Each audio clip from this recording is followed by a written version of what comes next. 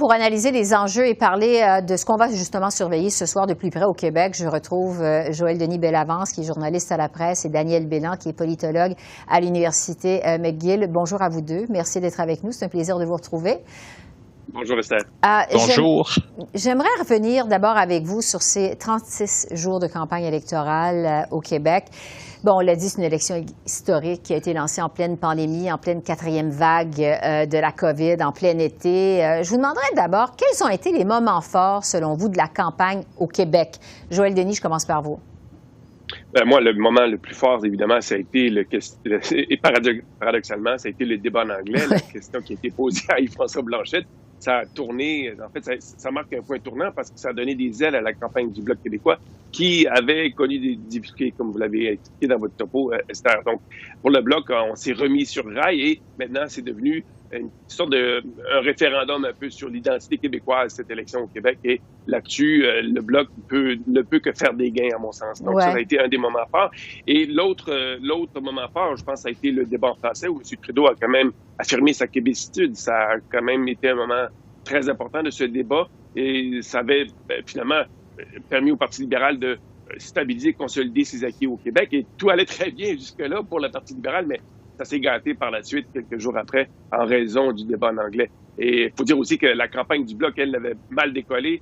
Le Bloc québécois avait connu, le chef du Bloc québécois, Yves-François Blanchet, avait commis 3 erreurs, à mon sens. Dire ouvertement que je vais aller chercher 40 sièges au jour 2 de l'élection, c'était un peu, comment dirais-je, faire preuve d'audace ou de d'outrecuidance. Et ensuite, affirmer, comme vous l'avez dit dans votre topo, que le troisième lien à Québec avait un potentiel écologique. Ma foi, Monsieur Blanchet a fait sourciller beaucoup d'écologistes. Et la troisième erreur de la part de M. Blanchet, ça a été d'empêcher une de ses candidates vedettes dans Sherbrooke de prendre la parole. Mais tout ça a été oublié à la suite de la question tendancieuse qui a été posée de débat anglais. Depuis ce temps-là, on ne parle que d'une chose, l'identité québécoise et la protection de la langue française. Oui, au grand plaisir de M. Blanchet, évidemment. Daniel, quels ont été, selon vous, les moments forts de cette campagne électorale au Québec? Bien, il y a eu un moment fort qui peut-être, en fait, n'aura pas beaucoup d'effet. C'est l'intervention de M. Legault, qui est d'ailleurs le jour du débat en anglais, qui fait une sortie pour vraiment prendre position et dire, au fond, que les conservateurs étaient vraiment la bonne voie pour le Québec et qu'il fallait pas voter pour ou que c'était pas une bonne situation pour le Québec d'avoir les libéraux au pouvoir. C'est un peu ce qu'il avait dit. Et ça, on ne sait pas vraiment si ça va avoir un impact sur les résultats de l'élection, parce qu'il semble que la fameuse question qui était posée lors du débat des chefs à Yves-François Blanchet, cette question-là a pris toute la place, comme mon collègue le dit. Alors ça, c'est vraiment une sortie un peu de François Legault qui a attiré beaucoup l'attention, mais là, on en parle moins à cause de cette fameuse question en anglais là, qui a fait beaucoup qui a animé les débats au Québec depuis qu'elle a été posée. Oui, c'est ça, parce que, bon, on a beaucoup parlé de cette question de l'animatrice au débat en anglais au Québec à partir du 9 septembre, la date de ce débat. On a aussi quand même parlé en début de campagne de garderie, de transfert en santé. Il y a été beaucoup question de vaccination obligatoire. Curieusement, on a eu de la difficulté à identifier la question de l'urne, la question qui est décisive aujourd'hui, ce 20 septembre, au moment de se rendre voter. Joël Denis, qu'est-ce que c'est que la question de l'urne au Québec, selon vous, aujourd'hui? Mais je pense que c'est inévitablement ce que Yves-François Blanchet a réussi à faire avec la question en anglais, c'est l'identité québécoise. Et malheureusement, c'est devenu la question de l'urne, alors qu'il y a d'autres enjeux qui sont aussi très préoccupants, très pressants, comme la lutte au changement climatique, par exemple. Vous avez parlé de l'entente sur la garderie, c'est quand même 6 milliards qui pourraient disparaître du jour au lendemain si le Parti conservateur remporte un gouvernement majoritaire à 100 ans, parce que si Erin O'Toole est minoritaire, il ne pourra pas déchirer l'entente. Il va trouver sur son chemin le Bloc québécois, le Parti libéral et le NPD. Donc, et au bout du compte, peut-être aussi la question de l'urne qui va dominer, qui va peut-être influencer certains électeurs, c'est pourquoi cette élection? Est-ce que certains électeurs voudront punir Justin Trudeau d'avoir déclenché des élections, alors que, justement, on se pose encore la question, quelle est la question de l'urne? L'urne, le jour même où on vote, ça illustre jusqu'à quel point cette élection était-elle nécessaire pour bien des gens, bien des électeurs? La réponse, c'est non. Oui, Daniel, qu'est-ce que vous en pensez, vous, sur la question sur laquelle, finalement, vont se pencher les Québécois? Qu'est-ce qui les fait voter aujourd'hui?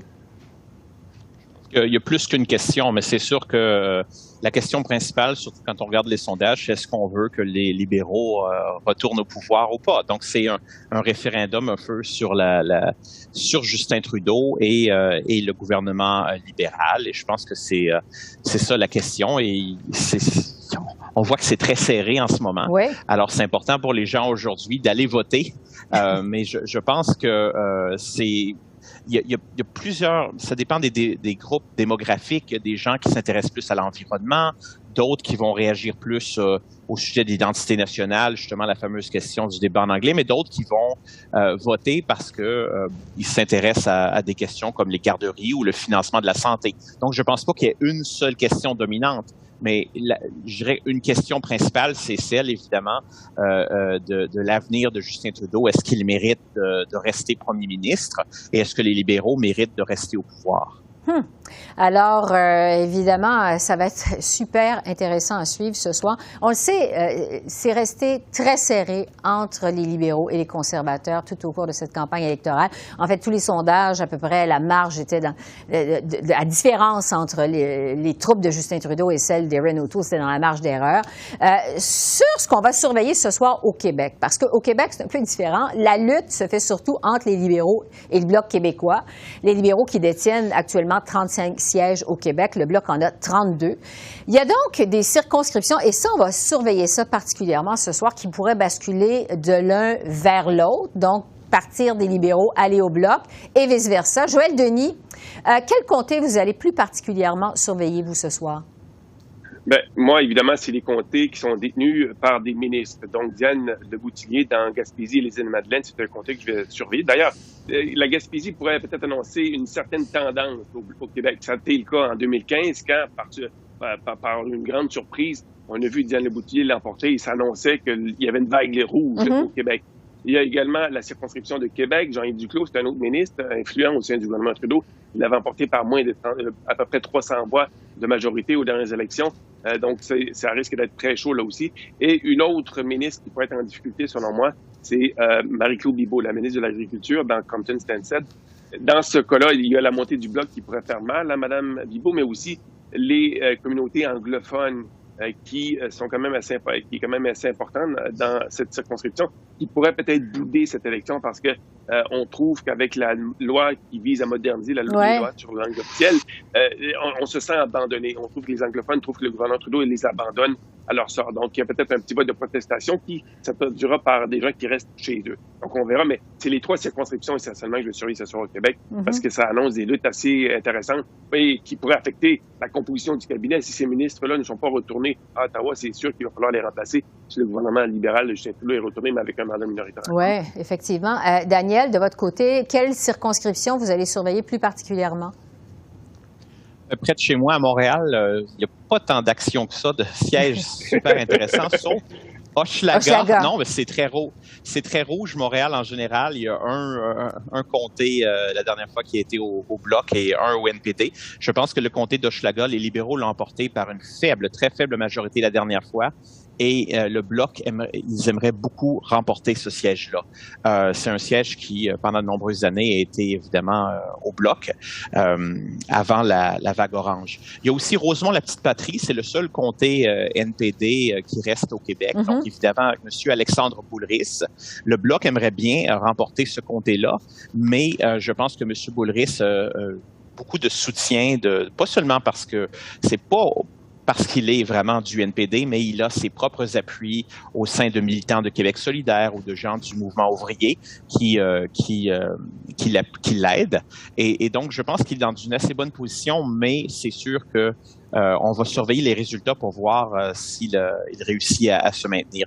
Il y a évidemment aussi des comtés, comme Trois-Rivières, qui sont intéressants, où on pourrait avoir vraiment une lutte à 3. Dans la région de Montréal, mais pas sur l'île de Montréal, il y a Longueuil et Saint-Hubert, où encore là, on pourrait avoir une lutte serrée. Et donc, où là, ce serait plutôt les libéraux qui pourraient essayer de récupérer un siège du Bloc. Alors, il va y avoir probablement des surprises ce soir, mais sur l'île de Montréal en tant que telle, c'est un peu moins intéressant à part Hochelaga et peut-être Rosemont, la petite patrie, à moins qu'on ait des surprises. Oui, c'est ça. En fait, dans Rosemont, la petite patrie, Alexandre Boulris avait remporté en 2019 avec quasiment 11 000 de majorité. Alors, il est très aimé dans la circonscription. Je pense pas qu'il devrait pas y avoir un gros suspense dans Rosemont, la petite patrie, mais on sait jamais, on sait jamais. Bon, je veux vous entendre sur les conservateurs parce que, bon, il y a Monsieur Legault, Daniel, vous en parliez il y a un instant, qui a pris position en faveur d'un gouvernement minoritaire conservateur. Il y a aussi l'ancien premier ministre du Canada, Brian Mulroney, qui a fait une sortie pendant la campagne pour M. O'Toole. Les conservateurs, quand même, n'arrivent pas à faire élire plus d'une dizaine de sièges au Québec depuis plusieurs élections. Joël Denis, est-ce que les troupes de M. O'Toole pourraient gagner des sièges ce soir ou peut-être en perdre, à l'inverse? Je pense qu'ils sont dans une position pour faire 2 ou 3 gains limités. Ils avaient d'ailleurs des objectifs modestes au Québec au début de la campagne, peut-être gagner 5 sièges de plus, donc en tout 15. Là, maintenant, c'est revu à la baisse en raison de la dynamique qui s'est installée vers la fin de la campagne. Mais je pense qu'il est possible de remporter 2 sièges de plus, celui Lambeau-Port-Limoilou, donc Alipois-Clark qui tente un retour. Le siège est actuellement détenu par un député bloqué, Julie Vignola. Et l'autre siège qui est possible, je pense, où la lutte est très serrée, comme l'a évoqué Daniel, c'est Trois-Rivières, évidemment. Donc, si on réussit à aller chercher 2 sièges, je pense qu'on pourra dire que c'est couronné de succès. Mais évidemment, pour les conservateurs, ce n'est jamais facile depuis la création du nouveau parti. Pourquoi? Parce que il persiste certains soupçons à savoir que le parti pourrait relancer des débats qui pourraient être, comment dirais-je, très divisifs, comme l'avortement ou encore le contrôle des armes à feu. Donc, ça suscite certains soupçons dans la tête de plusieurs électeurs et on le voit encore sur le terrain. Donc, les objectifs sont limités. 2 gains peut-être, c'est possible. Mais au-delà de ça, je pense que ça va s'arrêter là. Oui, on va quand même surveiller, moi de mon côté, en tout cas, Chicoutimi-Le-Fjord. Ce soir, Richard Martel, qui l'avait remporté par une majorité quand même très faible. Là, c'est le lieutenant du Québec de M. O'Toole. Il faudra voir si le Bloc reprend cette circonscription. On verra. Daniel, de votre côté, en fait, je me demandais sur le Parti populaire de Maxime Bernier, qui est un gars du Québec. Est-ce que, et on l'a vu, Maxime Bernier, le Parti populaire monter toujours un tout petit peu dans les sondages pendant cette élection-là. Est-ce que ça pourrait faire mal aux conservateurs au Québec? Ça pourrait avoir un impact, vous pensez? Écoutez, au Québec, je pense pas que ça fasse vraiment une grosse différence. Mais ailleurs au pays, peut-être, oui. Oui, voilà. Ailleurs au pays, ça pourrait être différent dans l'Ouest. On sait que Maxime Bernier terminera pas la campagne en Beauce, mais bien à Saskatoon, en Saskatchewan. Et je pense que si on regarde les chiffres dans les sondages, c'est sûr que dans l'Ouest, en Alberta, en Saskatchewan, et aussi dans les régions rurales au Manitoba, par exemple, et ailleurs, le Parti populaire est plus populaire que prévu, mais en même temps, c'est pas si surprenant que ça, compte tenu du fait que Maxime Bernier a courtisé les sceptiques de la COVID, les gens qui s'opposent à la vaccination obligatoire, aux passeports vaccinaux, depuis des mois.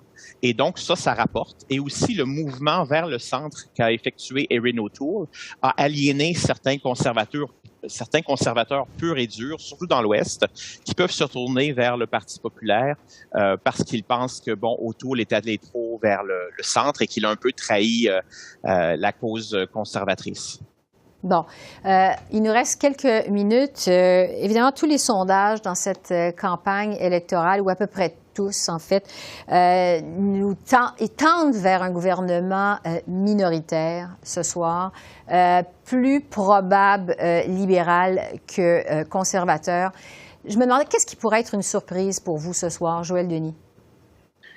Eh bien, une surprise, c'est si les libéraux n'arrivent pas justement à former ce gouvernement minoritaire, parce que comme vous l'avez mentionné, tous les sondages indiquent que le Parti libéral est quand même serait celui qui pourrait avoir le plus de sièges à la Chambre des communes. Maintenant, si, supposons que le Parti libéral obtient 5 sièges de moins que les conservateurs, en théorie, M. Trudeau pourrait quand même tenter de former un gouvernement qui aurait la confiance de la Chambre. Il aurait, selon la Convention constitutionnelle, le droit de demander de pouvoir présenter un discours du trône. Et là, il y aurait un vote de confiance. Et même s'il pourrait tenter de former ce gouvernement minoritaire affaibli avec l'appui du NPD. Mais évidemment, tout ça, ça relève maintenant encore de l'hypothèse constitutionnelle, une hypothèse politique. Mais comme vous l'avez dit, tous les sondages pointent vers une victoire libérale minoritaire.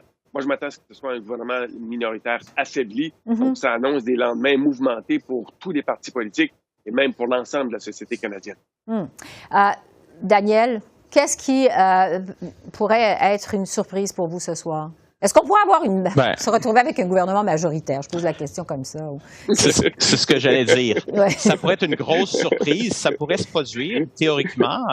Écoutez, ça pourrait arriver, puis ça serait une surprise. Et si c'était les libéraux qui l'emportaient, qui réussissaient à avoir au moins 170 sièges, ça créerait beaucoup de remous, surtout dans l'Ouest, vraiment, où Justin Trudeau n'est pas très populaire. Et donc, je pense que le scénario, oui, le plus plausible, c'est un gouvernement minoritaire, surtout libéral minoritaire, mais c'est pas exclu. En termes de probabilité, là, il y a peut-être une chance sur 5 ou 6 ou 7 que les libéraux puissent atteindre la majorité. Les conservateurs, les chances sont beaucoup moins élevées, évidemment, pour ce qui est de la majorité, mais la minorité, c'est une possibilité aussi. Donc, je pense qu'il va y avoir beaucoup de facteurs à prendre en considération. La performance du Bloc au Québec, la performance du Parti du peuple à l'extérieur du Québec et aussi le NPD, ce qu'il va faire dans le sud de l'Ontario et en Colombie-Britannique, surtout dans la grande région de Vancouver. Donc tous ces facteurs-là vont jouer un rôle. Il y a 338 élections différentes qui ont lieu en même temps. Et donc, personne ne vote pour le premier ministre directement au Canada, là. Donc, on vote on élit des députés. Après ça, on va voir ce qui arrive. Mais la surprise, pour moi, ce serait un gouvernement majoritaire. Et je dis aux gens, il y a une possibilité, même si c'est une possibilité limitée, mais que ça puisse se produire. Donc, il y a des gens pour qui ça va être une bonne surprise. Pour d'autres, ça va être une très mauvaise surprise si jamais ça se produit. Mais c'est pas le scénario le plus probable. Enfin, s'il y a une chose si je peux me permettre... Oui, Joël Denis, allez-y. Moi, ce qui va me fasciner ce soir, c'est où iront les indécis. Je pense que les maisons de sondage ont quand même dénombré un certain nombre d'indécis, mais on ne sait pas où ces gens-là vont aller voter aujourd'hui, vers qui ils vont se tourner pour voter. Donc ça, c'est une donnée intéressante. Est-ce qu'on doit diviser proportionnellement les indécis en fonction des résultats que nous avons dans les sondages? C'est habituellement la pratique des maisons de sondage, mais est-ce que ces indécis-là vont nous réserver une surprise? Ça pourrait être justement cette surprise qu'on n'a pas pu percevoir dans les sondages, où ira le vote des indécis. Ça va être super intéressant à suivre. En tout cas, il y a vraiment beaucoup de questions sans réponse, en suspens au moment où on se parle. Mais s'il y a une chose qui est certaine, Joël Denis et Daniel, c'est qu'on va se reparler cette semaine et on va analyser ces résultats et j'ai déjà hâte de vous retrouver parce que c'est une élection qui est tellement serrée que finalement, on ne peut pas prédire du tout l'issue du scrutin et ça va être intéressant à analyser plus tard cette semaine. Alors, Joël Denis Bellavance, journaliste à la presse, et Daniel Bélan, politologue à l'Université McGill, merci d'être avec nous. Merci de votre fidélité. Et on se retrouve plus tard cette semaine. Merci beaucoup. Bonne soirée électorale. À vous aussi, Bonne soirée à vous. Merci. Au revoir. Au revoir.